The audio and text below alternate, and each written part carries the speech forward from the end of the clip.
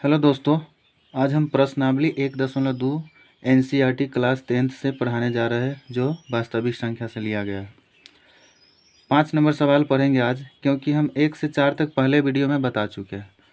5 number सवाल बनाने से पहले हम दो संख्याओं के बारे में जानना चाहेंगे। देखिए दो संख्या कौन है।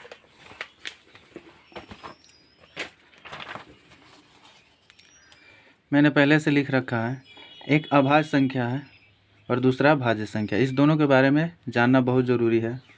देखिए कह रहा कि जिस संख्या के दो अभाज्य गुणनखंड होते हैं उसे हम अभाज्य संख्या कहते हैं। जैसे 2, 3, 5, 7, 11, 13 ये सब होता है। इस सभी संख्या का 2 से ज़्यादा गुणनखंड नहीं आएगा और 2 ही आएगा केवल। देखिए कैसे, तो 2 का 1 है और स्वयं अपने आप है, 2 गुणनखंड हो गया। जैसे 3 का भी 1 और 3 है, 2 गुणनखंड है। 5 का भी 1 और 5 है। तो जिस संख्या के 2 गुणनखंड होते हैं वह सभी संख्या क्या कहलाते हैं? अभाज्य संख्या। अब अगला है भाज्य संख्या। तो कह रहा है जिस संख्या के 2 से अधिक गुणनखंड होते हैं उसे भाज्य संख्या कहते हैं। भाज्य संख्या ओकरा कहते हैं जो जिसका 2 से अधिक गुणनखंड हो। जैसे है 4, 6, 8, 9। देखिए 4 का 1 भी है, 2 भी है और स्वयं 4 भी है। इसका 2 से अधिक गुणनखंड है, 1 है, 2 है, 3 गो है। तो 2 से अधिक गुणनखंड हुआ इसलिए 4 क्या हो गया? भाज्य संख्या। 6 भी है, 1 से भी कटेगा या 2 से भी कटेगा, 3 से भी कटेगा और 6 से भी कटेगा। तो इसका 4 गुणनखंड हो गया जो 2 से ज़्यादा है। तो ये भी क्या हो गया? 6 भाज्य संख्या हो गया। 8 भी इसी प्रकार से निकालेंगे तो 2 से ज़्यादा आएगा भाज्य गुणनखंड। ठीक है, तो जिसका 2 से अधिक गुणनखंड आता है उसे हम क्या कहते हैं? भाज्य संख्या कहते हैं। ठीक है, यही हमको जानना था 5 नंबर सवाल बनाने के लिए। देखिए बनाते हैं।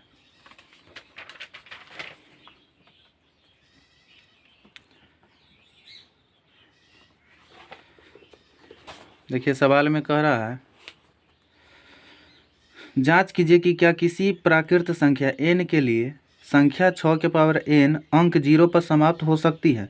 यही हमको दिखाना है कि 6 के पावर n है जो अंक 0 पर समाप्त होगा, जबकि n कह रहा है प्राकृत संख्या है। n के प्राकृत संख्या मतलब होता है 1, 2, 3, 4 ये सब प्राकृत संख्या होता है। तो n के जगह पे 1, 2, 3, 4 रखेंगे और इसका जो मान आएगा वह 0 पर लास्ट इकाई अंक 0 आएगा कि नहीं, यही हमको बताना है। ठीक है, तो देखिए पहले हम कुछ एग्जाम्पल के तौर पर बताते हैं। जैसे मान लीजिए यहाँ पे 10 है कोई संख्या, तो 10 का भाज्य गुणनखंड कीजिएगा तो 2 गुना 5 आएगा। तो 0 पर समाप्त, यहाँ पे 0 पर समाप्त है ये संख्या में। तो देखिए 0 पर समाप्त है तो इसके अभाज्य गुणनखंड में आया 2 और 5 आया। फिर देखिए 100 ले लेते हैं। 100 का भी अभाज्य गुणनखंड कीजिएगा तो 2 से ये 50, 2 से 25 और 5 से 5। तो 2 भी है और 5 भी है। इसमें भी 2 और 5 आ रहा है, 2, 5 आ रहा है, 2, 5 आ रहा है। कब आ रहा है? जब किसी भी संख्या के इकाई अंक यानी 0 पर समाप्त हो रहा है। तो उसके अभाज्य गुणनखंड में क्या आ रहा है? 2 और 5 आ रहा है। जैसे 1000 भी लेकर चेक कर सकते हैं आप। देखिए 1000 लेकर चेक करते हैं। इसका अभाज्य गुणनखंड कीजिए 500, ये 250 और ये 2 से लगेगा 125। अब ये लगेगा 5 से 25, ये 5। देख रहा है? अब इसका भी अभाज्य गुणनखंड में 2 है और 5 है, यानी 2 गुना 5 आया कि नहीं? कम से कम एक बार आना चाहिए 0 पर समाप्त होने के लिए अभाज्य गुणनखंड में 2 गुना 5। कम से कम एक बार, ज़्यादा से जितना बार आ जाए। इसमें देखिए 2 गुना 5 2 बार है, 3 बार है इसमें। कम से कम 0 पर समाप्त होने के लिए क्या आना चाहिए? अभाज्य गुणनखंड में 2 गुना 5 एक बार कम से कम आना चाहिए। ठीक है, तभी वह 0 पर समाप्त होगा, अन्यथा 0 पर समाप्त नहीं होगा। जैसे एक और नहीं समाप्त होने वाले संख्या का एग्जाम्पल देते हैं। जैसे 16, 16 के इकाई अंक 6 है, 0 पर नहीं ना समाप्त है, तो इसके अभाज्य गुणनखंड में 2 गुना 5 अबे नहीं करेगा। देखिए चेक कर लीजिए। 2 से 8, 2 से 4, 2 से 2। अब नहीं है, 2 केवल 2 है इसके अभाज्य गुणनखंड में। 5 है? नहीं है, 5 नहीं आया, इसलिए इसके इकाई अंक पर 0 नहीं है। ठीक है, तो इससे हम समझे है कि कोई भी संख्या के इकाई अंक 0 पर तभी समाप्त होगा जब उसके अभाज्य गुणनखंड में 2 गुना 5 कम से कम एक बार आना चाहिए, ज़्यादा से ज़्यादा जितने बार आ जाए। ठीक है, अब देखिए सवाल बन जाएगा हमारा।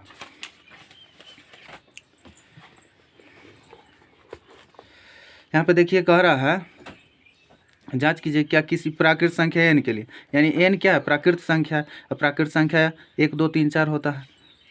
संख्या 6 के पावर n 0 पर समाप्त होगा। ये सवाल है, सवाल हम समझ गए।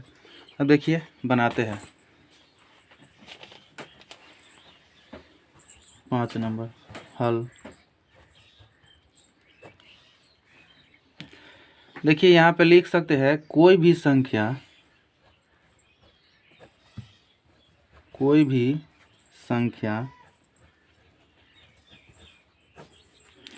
0 पर तब समाप्त होगा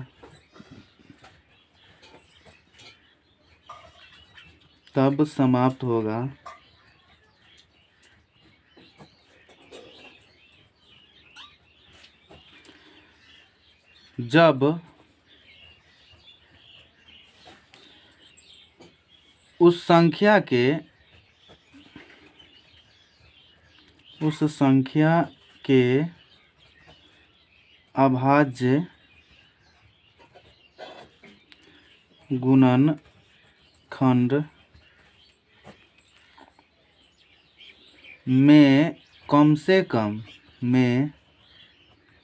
कम से कम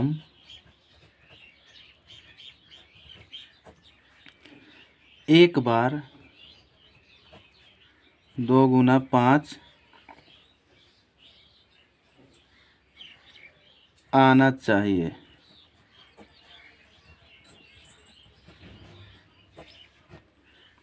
देखिए हम क्या लिखे हैं कि कोई भी संख्या 0 पर तब समाप्त होगा जब उस संख्या के अभाज्य गुणनखंड में कम से कम एक बार 2 गुना 5 आना चाहिए। कम से कम एक बार, अधिक से अधिक जितने बार आ जाए। हम पहले समझा चुके हैं कि 0 पर समाप्त कब होगा, जब उसका अभाज्य गुणनखंड में कम से कम एक बार 2 गुना 5 आना चाहिए। अब देखिए जैसे हम एग्जाम्पल के तौर पर समझते हैं, 6 के पावर n संख्या है। अब n का मान प्राकृत संख्या लेंगे तो एक ही लेकर चेक करते हैं। तो 6 के पावर 1 का मतलब 6 हुआ, और 6 का अभाज्य गुणनखंड कीजिएगा तो 2 गुना 3 आएगा। अब n के जगह पर 2 लेंगे n का मान, तो 6 के पावर 2 का मतलब 6 गुना 6 2 बार। अब इसका अभाज्य गुणनखंड कीजिएगा तो 2 गुना 3, और इस 6 को भी 2 गुना 3 लिख सकते हैं। अब देखिए 3 लेंगे n के जगह पर तो क्या होगा, 6 गुना 6, इसको लिख सकते हैं 2 गुना 3, इस 6 का भी 2 गुना 3, इस 6 का भी 2 गुना 3। 6 के पावर 4 पर भी आप चेक कर सकते हैं। देखिए 4 बार लिखेंगे तो हो जाएगा 2 गुना 3, फिर इस 6 का 2 गुना 3, 2 गुना 3, 2 गुना 3, 3 4 हो गया, इत्यादि कर दीजिए।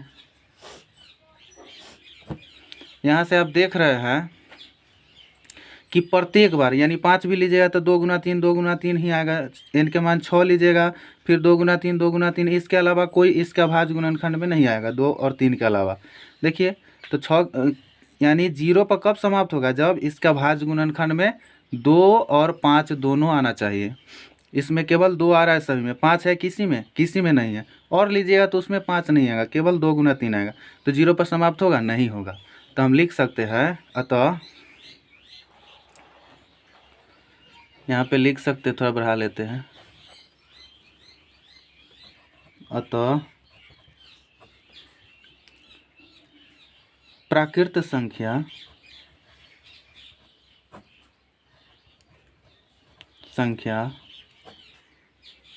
n के किसी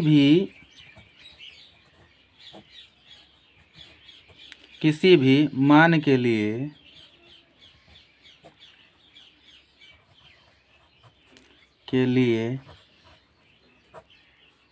संख्या 6 के पावर n के अभाज्य गुणनखंड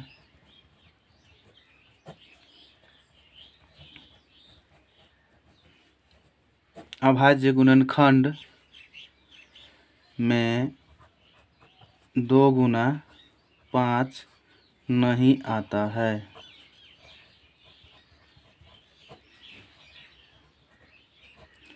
नहीं आता है, तो इसलिए हम कह सकते हैं संख्या 6 के पावर n 0 पर समाप्त नहीं होगा।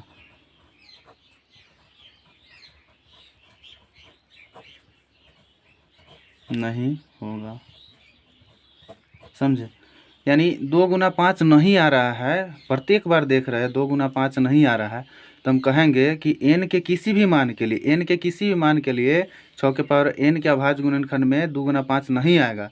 इसलिए कह सकते हैं 6 के पावर n 0 पर समाप्त नहीं होगा। यही हमारा इस सवाल को प्रोसेस, इसी प्रोसेस से आप इस सवाल को बना सकते हैं। अब देखिए अगला सवाल 6 नंबर कह रहा कि व्याख्या कीजिए कि इतना और इतना भाज्य संख्या है क्यों। व्याख्या करना, बताना है कि ये दोनों जो संख्या दिया है यह भाज्य संख्या है क्यों है, इसी को बताना है। देखिए 6 नंबर सवाल है, बनाने से पहले हल लिखिए।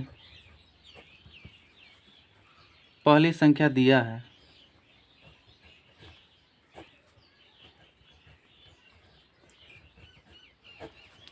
पहली संख्या बराबर कितना दिया है, 7 × 11 × 13 + 13। आपके पास बुक है, आप मिला लीजिएगा, यही दिया हुआ है। अब देखिए इस दोनों में 13 कॉमन है, तो 13 कॉमन ले लिए, तो इसमें बचा 7 × 11, इसमें बचा +1। अब देखिए 13, अब यहाँ से आप देख सकते हैं 11 × 7 = 77 और 1 78 हो जाएगा।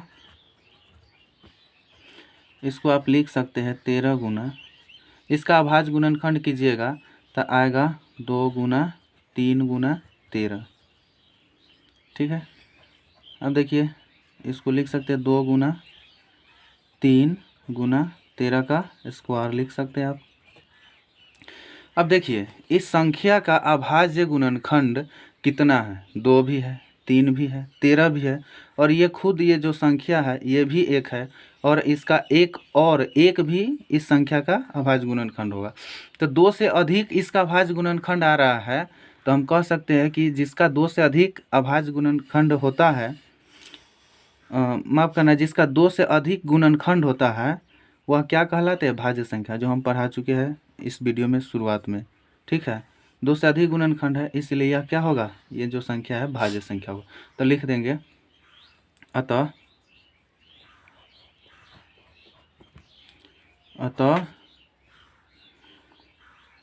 लिख सकते हैं अतः संख्या हमारा कितना है, 7 × 11 × 13 + 13। ये जो संख्या है ये क्या होगा, भाज्य संख्या है, भाज्य संख्या है। क्यों भाज्य संख्या है, तो लिख देंगे क्योंकि इसके गुणनखंडों की संख्या, इसके गुणनखंडों की संख्या 2 से अधिक है। अब लिख सकते हैं 2 से अधिक है।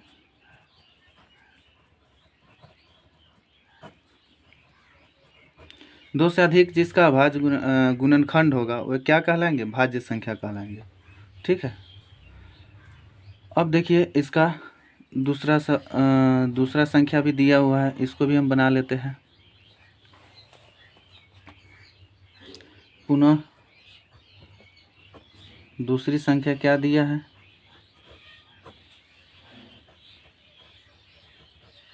दूसरी संख्या क्या है, तो है 7 × 6 × 5 × 4 × 3 × 2 × 1 और +5 दिया। अब इसमें दोनों में देखिए 5 कॉमन है, तो आप 5 कॉमन ले लीजिए, इसमें बचेगा 7 × 6 × 4, 5 तो ले लिए हैं, × 3 × 2 × 1 अब +5 ले लिए तो 1, अब इसको लिख सकते हैं 5 गुना, अब इसमें गुना कीजिएगा और 1 जोड़िएगा तो आपका आएगा 1009। ठीक है, तो आप देख सकते हैं कि इस संख्या का भी अभाज्य गुणनखंड 2 से ज़्यादा है। गुणनखंडों की संख्या इस संख्या का क्या है, 2 से ज़्यादा है। क्यों ज़्यादा है? एक 5 भी है, एक 1009 भी है, एक ये खुद संख्या भी होगा और एक तो सभी का गुणनखंड होता है। तो 2 से ज़्यादा है तो ये भी क्या होगा संख्या, ये भाज्य संख्या होगा। तो लिख देंगे अतः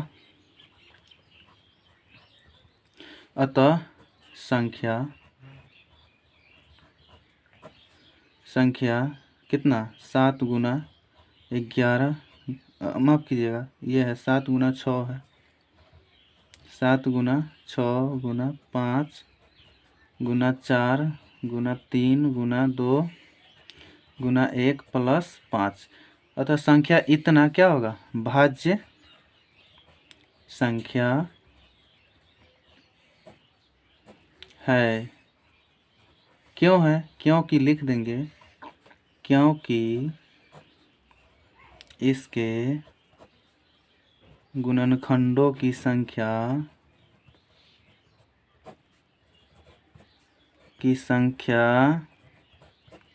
2 से अधिक है।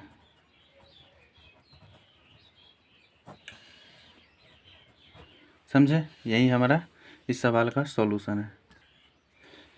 अगला सवाल देखिए, कह रहा है किसी खेल के मैदान के चारों ओर एक वृत्ताकार पथ है। इस मैदान का एक चक्कर लगाने में सोनिया को 18 मिनट लगते हैं, जबकि इसी मैदान का एक चक्कर लगाने में रवि को 12 मिनट लगते हैं। मान लीजिए कि वे दोनों एक ही स्थान और एक ही समय पर चलना प्रारंभ करके एक ही दिशा में चलते हैं, तो कितने समय बाद वे पुनः प्रारंभिक स्थान पा जाएंगे। देखिए यहाँ से देखिए, एक वृत्ताकार मैदान है, वृत्त जैसा है यानी गोल है, एक वृत्ताकार मैदान है। मान लीजिए यहाँ से दौड़ना चालू करा, एक ही दिशा में रवि और सोनिया दौड़ता है। तो मान लीजिए रवि को कितना लग रहा है, सवाल में दिया हुआ है रवि को 12 मिनट लगता है एक चक्कर मारने में और सोनिया को 18 मिनट लगता है एक चक्कर मारने में। मान लीजिए यहाँ से दौड़ा रवि और यहाँ पे पहुँचा तो इसको 12 मिनट लग गया, और सोनिया भी यहाँ से दौड़ी और यहाँ पे पहुँची तो इसको 18 मिनट लग गया। तो कह रहा कि दोनों यानी रवि और सोनिया कितने मिनट के बाद दोबारा एक ही स्थान पर यानी प्रारंभिक स्थान पर मिलेगा यहाँ पर। ठीक है, दोबारा। तो इस दोनों का एलसीएम आप निकाल लीजिएगा ना, जितना आएगा वो उतना मिनट बाद दोनों एक साथ यानी प्रारंभिक स्थान पर दोबारा मिलेगी। देखिए इसको बनाते हैं।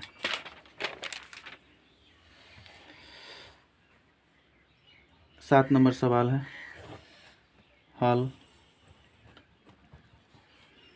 आप लिख सकते हैं रवि और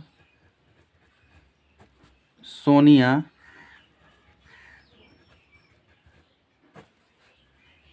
के पुनः प्रारंभिक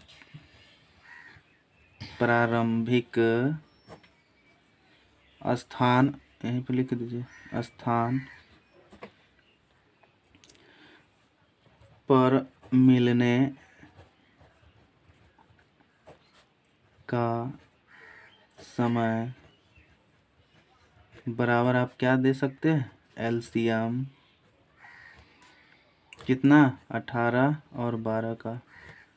जो एलसीएम आएगा उतना मिनट बाद रवि और सोनिया दोबारा एक प्रारंभिक स्थान पर मिलेंगी। अब देखिए यहाँ से आप 18 का अभाज्य गुणनखंड कर दीजिएगा, तो 2 से ये 9 और ये 3 से लगेगा तो 3। यहाँ पे आप लिख सकते हैं 18 को 2 गुना 3 गुना 3। इसको क्या लिख सकते हैं, 2 गुना 3 का स्क्वायर, 3 2 बार है तो 3 का स्क्वायर। फिर इस 12 का भी अभाज्य गुणनखंड कर दीजिए, 2 से 6 2 से 3, तो 12 का आया 2 गुना 3 यानी 2 का स्क्वायर गुना 3। अब देखिए एलसीएम निकालेंगे, इसलिए एलसीएम कितना 18, 12 का आपका आएगा। देखिए एलसीएम निकालने के लिए सबसे बड़ा पावर देखते हैं, यानी जिसका अभाज्य गुणनखंड आता है उसका सबसे बड़ा पावर। तो इसमें 2 एक बार है, इसमें 2 बार है, तो ये लेंगे बड़ा वाला मल्टीप्लाई, और इसमें 3 एक बार है, इसमें 2 बार है, तो बड़ा पावर वाला लेंगे। अब इसको लिख सकते हैं 2 के पावर 2 मतलब 4, और 3 के पावर 2 का मतलब 9, 9 चौक 36 मिनट, यानी 36 मिनट बाद रवि और सोनिया पुनः प्रारंभिक स्थान पर मिलेंगे। तो लिख देंगे अतः